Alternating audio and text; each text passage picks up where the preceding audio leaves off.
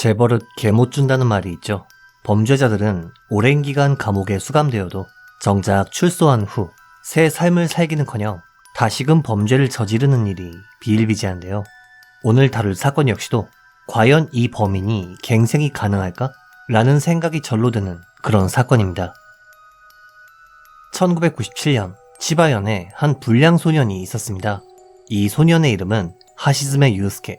그는 동네에서 유명한 불량 학생이었는데요.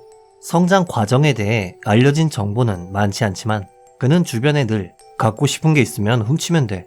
훔치는 걸 방해하는 인간은 죽여버리면 돼. 라는 말을 흘리고 다니던 정상의 범주를 한참 넘은 소년이었습니다.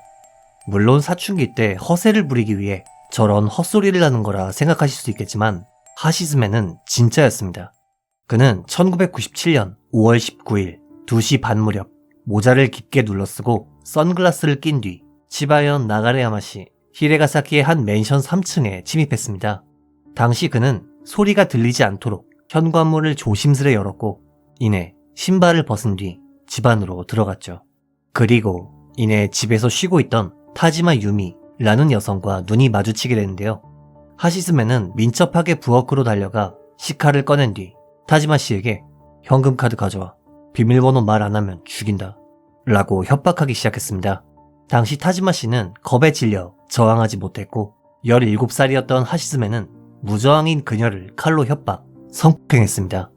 이후 그는 관계 도중 타지마 씨가 자신의 얼굴을 봤다 라는 이유로 그녀의 등을 식칼로 찌른 뒤 수건으로 목을 졸라 살해, 도주했습니다. 그리고 ATM으로 이동, 훔친 카드에서 현금 20만 엔을 인출했죠.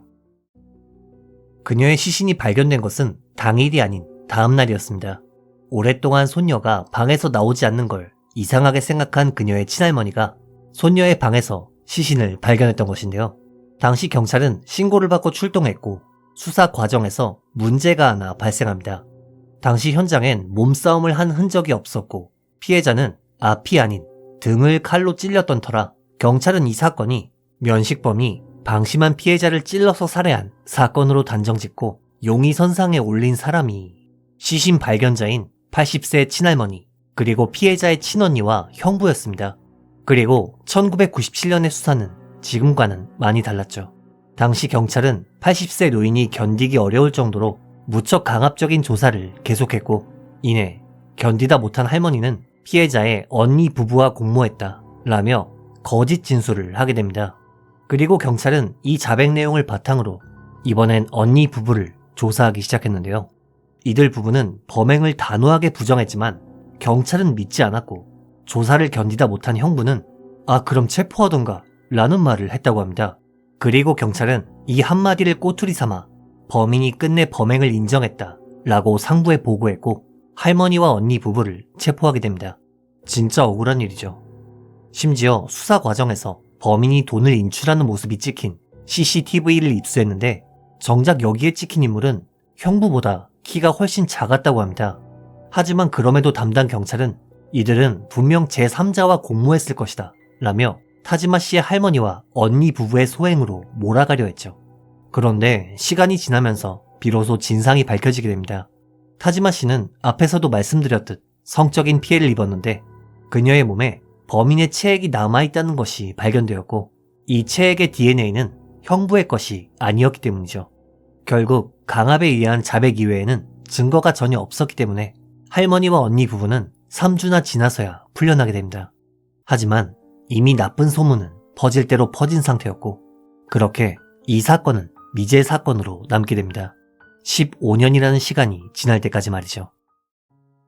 한편 당시 하시즈메는 자기가 범행을 저질렀는데도 정작 경찰이 다른 사람을 체포했다는 이야기를 듣고는 난 절대로 안 걸리겠는데? 라고 생각, 점점 더 대담하게 절도 행각을 벌이기 시작했습니다. 그리고 그럼에도 체포당하지 않았죠. 그가 체포된 것은 2년이나 지난 후였습니다. 그것도 다른 사건 때문이었는데요. 하시즈메는 1999년 8월 27일 오후 7시 무렵 B라는 범죄자와 공모해 빈집털이를 계획했습니다. 당시 하시즈메는 치바현 카시와시의 한 맨션에 침입해 귀금속과 현금을 훔쳤지만 훔친 금품이 부족했던 모양인지 8층에서 베란다로 옆집에 침입했습니다. 그리고 이 과정에서 집주인이었던 여성 T씨와 마주치게 되었죠.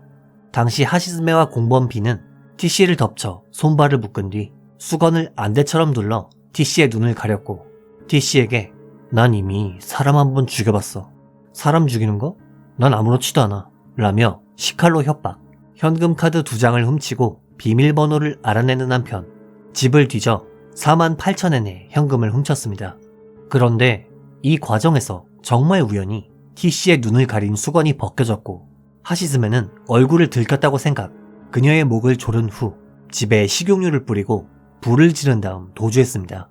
T씨는 비록 목을 졸렸지만 기적적으로 의식을 되찾았고 베란다로 대피해 도움을 요청, 무사히 구조를 받을 수 있었습니다. 그리고 T씨의 목격 증언을 바탕으로 경찰은 하시즈메와 공범 B를 수사, 끝끝내 체포할 수 있었죠. 당시 하시즈메와 공범 B는 징역 15년을 선고받았는데요. 좀 어이없는 건 하시즈메가 T씨를 협박할 때 그가 했던 난 이미 사람 한 번 죽여봤어 라는 말. 이 내용은 기소장에도 적혀 있었는데 정작 경찰은 그의 여죄에 대해 전혀 조사하지 않았다고 합니다. 그렇게 11년이라는 시간이 흐른 2010년 8월, 당시 경찰은 미제 사건들을 재조사하는 전담반을 꾸려 과거의 사건들을 하나하나 재검토하기 시작했는데요. 이 과정에서 2011년 4월 타지마시 사건을 재조사하던 경찰은 T씨 사건과의 유사성은 물론 하시즈메 기소장에 적힌 발언을 수상하게 생각, 사건에 대한 재수사를 진행했습니다.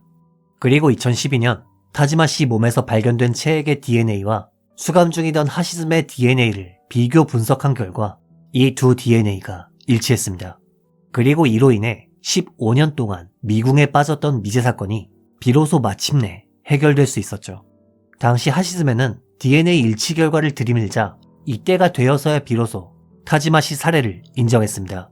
또한 그가 진술한 장소에서는 실제로 범행에 사용했던 흉기인 낡은 식칼도 발견되었기에 결국 그는 다시금 체포되어 재판에 넘겨지게 됐는데요. 그런데 하시즈메는 정작 재판대에 서자 난 죽인 적 없다. 난 그때 미성년자였다. 라며 뻔뻔한 태도를 보였습니다.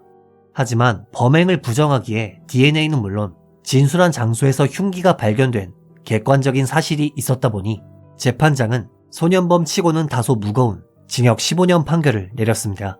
그리고 하시즈메는 판결에 즉시 항소했지만 이내 기각되었고 2014년 그에게 다시금 징역 15년의 판결이 내려집니다.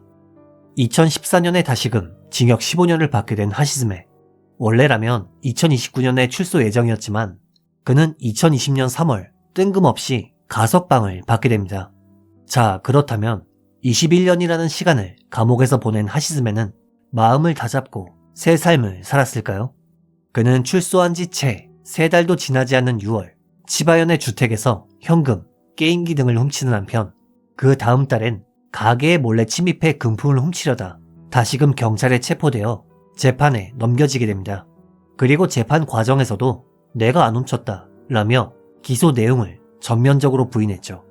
하지만 과거 그가 범죄를 저지르던 때와 현재 2020년대는 전혀 다른 시대였습니다. 이젠 CCTV, 블랙박스 등은 물론 수사 과학의 발전으로 인해 단순히 부정한다고 해서 없는 일이 되는 것은 아니었죠. 그리고 결국 2021년 7월 9일 그는 징역 4년의 판결을 받게 됩니다. 그리고 시간상 이 인간은 올해 나오겠네요. 이번 영상 어떻게 보셨는지요? 21년이라는 시간을 감옥에서 보냈음에도 반성은커녕 3달도 채 되지 않아 범죄를 저지른다라. 갱생이라는 게 진짜 가능한 인간인가? 싶은 생각이 절로 드는 사건이었습니다. 피해자분의 명복을 빌며 영상을 마칩니다.